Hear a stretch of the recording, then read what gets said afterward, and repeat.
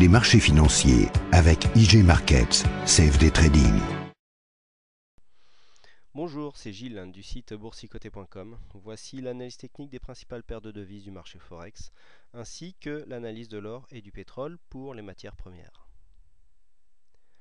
Nous sommes le jeudi 4 août 2011 et aujourd'hui l'euro-dollar est revenu à la baisse, puisque après le plus haut qu'on avait marqué suite au mouvement que je vous avais indiqué hier, où on avait un retournement à la hausse qui avait commencé à se mettre en place, les cours n'avaient pas suivi et puis finalement la phase de hausse technique a eu lieu. Nous ne sommes pas venus ici attaquer franchement la résistance baissière, nous sommes redescendus, nous avons marqué un plus bas que le précédent, donc nous sommes toujours dans une continuité de mouvements baissiers court terme, puisque par rapport à la tendance moyen terme, voilà, on est vraiment dans une phase plutôt haussière, entre neutre et haussière, et là on vient continuer à consolider. Alors cette consolidation qui commence à prendre des proportions, puisque si nous traçons un retracement de Fibonacci, eh bien nous nous apercevons que nous sommes en train de venir tester la zone des 61,8%.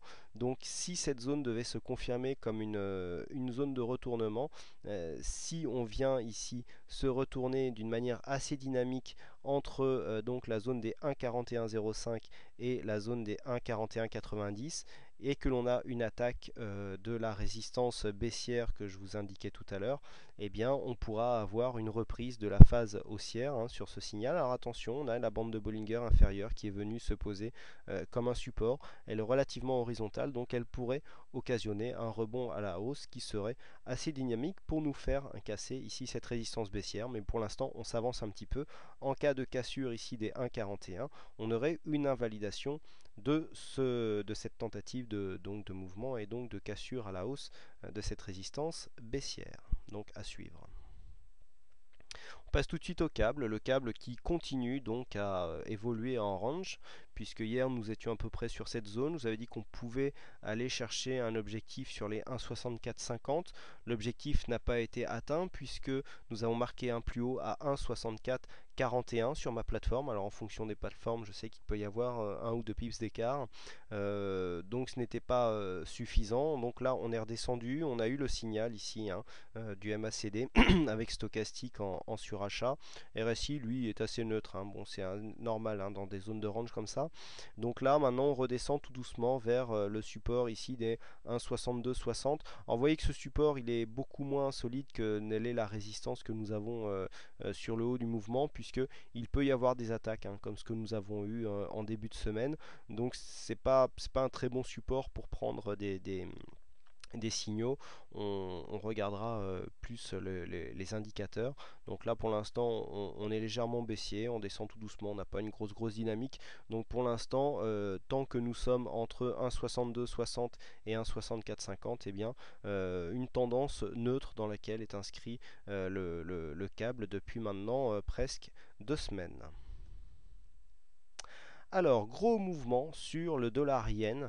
Le yen qui souffrait un petit peu de sa hausse face au dollar. Je rappelle que le Japon est un pays fortement exportateur. Le yen qui en même temps commençait à avoir un statut de valeur refuge, et donc il y aurait eu une intervention de la Banque du Japon pour faire baisser sa monnaie. Donc opération très spectaculaire, puisqu'on a gagné 300 pips en quelques heures, et puis là on se stabilise entre 79 et 80 donc pour le dollar yen. Grosse montée, donc on sort tout à fait de cette tendance dans laquelle nous étions inscrits depuis plus d'un mois, puisqu'on était ici dans une phase relativement baissière pour le dollar yen. On sort avec une grosse dynamique de cette phase, là on consolide un petit peu, mais on devrait alors tout dépendra si c'est une intervention ponctuelle. On pourrait osciller maintenant entre les 79 et 80, mais si nous avons un changement de tendance, eh bien il faudrait confirmer en cassant le plus haut de cette bougie, à savoir les 80,24. Donc pour l'instant sortie de cette phase baissière, mais la suite du mouvement nous confirmera en fait s'il s'agit d'une sortie pour repartir à la hausse ou si c'était une intervention ponctuelle qui n'était destinée qu'à faire baisser le yen, et donc auquel cas on pourrait osciller, voire repartir légèrement à la baisse sur le dollar yen. L'or maintenant, l'or qui continue sa hausse, puisque hier je vous indiquais de nouveaux plus hauts avaient été atteints en séance. Et bien après une petite consolidation, je m'attendais à une consolidation un peu plus marquée au vu des indicateurs ici qui se retournaient avec un RSI stochastique en fort surachat. Je vous avais dit qu'il y avait une grosse possibilité de consolidation suite au retournement du MACD. Et bien la consolidation aura été de courte durée puisque nous avons marqué un nouveau plus haut. Alors je vous avais dit que si on dépassait ces plus hauts ici, c'était la fin de la consolidation. Et donc eh bien le plus haut s'est fait, on a remarqué un nouveau plus haut à 1682,23. Et puis là les cours redescendent, l'or redégringole puisque nous sommes à l'heure actuelle à 1654. Donc là en fait on a eu un petit sursaut, mais finalement la consolidation qui se poursuit. Bon, c'est difficile à capter ce genre de signal puisqu'en général si on est baissier, on casse sur les précédents plus hauts. Là, on est sorti de la position et puis finalement, on y retourne. Donc, bon, on n'est jamais à l'abri de ce genre on parle de bruit du marché, mais là, c'est un gros bruit quand même. Voilà, ce sont des choses qui arrivent. Donc, bien, on inscrit un nouveau plus haut. Donc, on confirme la phase haussière dans laquelle se trouve le métal jaune depuis maintenant quelques semaines. Et là, on vient donc marquer encore une fois une continuité dans la consolidation, et on verra bien jusqu'où elle nous emmène. On va terminer par le pétrole qui continue sa baisse, donc un peu comme les marchés actions, puisque là on a encore une baisse qui s'intensifie. Je donnais un objectif de 90 dollars le baril.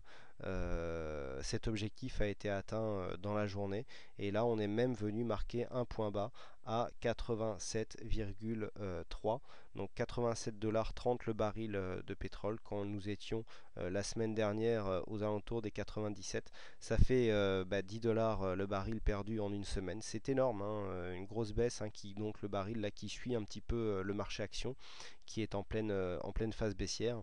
Et bien voilà le pétrole, bon, puisque j'en avais parlé hier, mais en fait on a la peur en fait qui fait que les marchés baissent énormément en ce moment, c'est le risque d'un manque de croissance des USA notamment.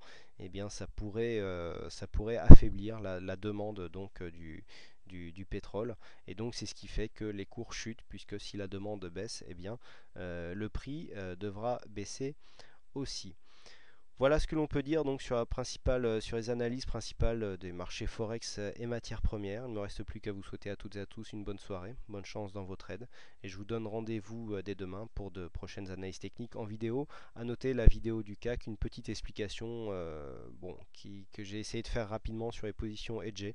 Si ça vous intéresse, eh bien c'est sur l'analyse du CAC 40. Voilà, bonsoir à tous, bonne chance dans vos trades et à demain. Les marchés financiers avec IG Markets, CFD Trading.